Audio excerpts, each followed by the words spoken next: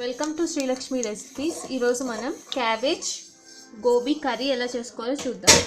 And cabbage gobi సబ్జీ చాలా easy. So ముందు pan పెట్టి ప్యాన్ హీట్ అయ్యాక అందులో 5 టేబుల్ స్పూన్ ఆయిల్ వేసుకోవాలి. ఆయిల్ హీట్ అయ్యాక 1 టేబుల్ స్పూన్ ఆవాలు, 1 టేబుల్ స్పూన్ జీలకర్ర వేసి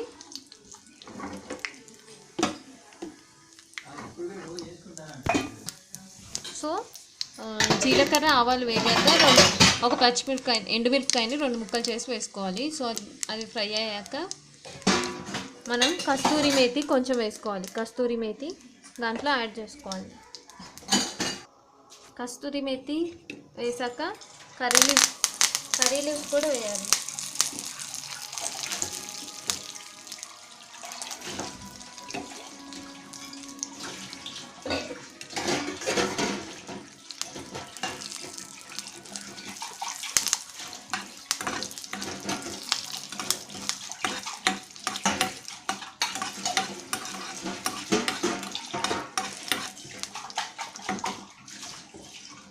సో ఇప్పుడు ఇందులో 1 టేబుల్ స్పూన్ పసుపు, 1 టేబుల్ స్పూన్ సాల్ట్, కారం 1 టేబుల్ స్పూన్, ధనియాల పొడి 1 టేబుల్ స్పూన్ యాడ్ చేసుకోవాలి.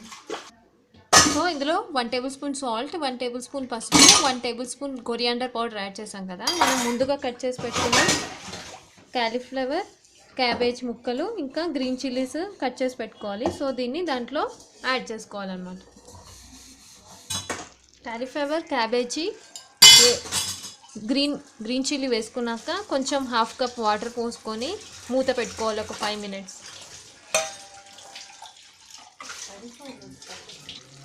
సో మూత తీసి ఒక 2 మినిట్స్ మీడియం ఫ్లేమ్లో పెట్టుకోవాలి. సో మనకి వాటర్ ఏదైతే ఉందో అదంతా పోయి సో మన simple cabbage and gobi Sabzi ready అయిపోతుంది. సో ఒక 2 మినిట్స్ మనం మీడియం ఫ్లేమ్లో పెట్టుకొని వాటర్ పోయే వరకు ఉంచుకోవాలి.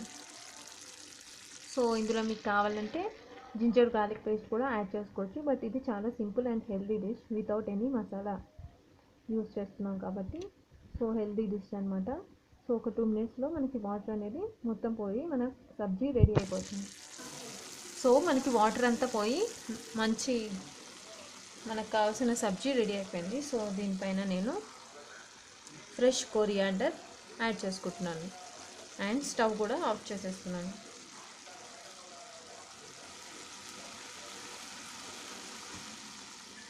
సో మన హాట్ క్యాబేజీ క్యాలీఫ్లవర్ సబ్జీ రెడీ అయిపోయింది. సో దీన్ని మనం చపాతీతో సర్వ్ చేసుకుందాం.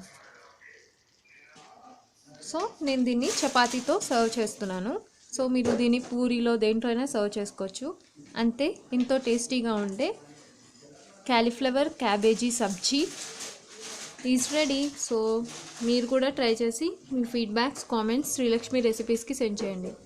చాలా simple and healthy dish. Thank you. Bye.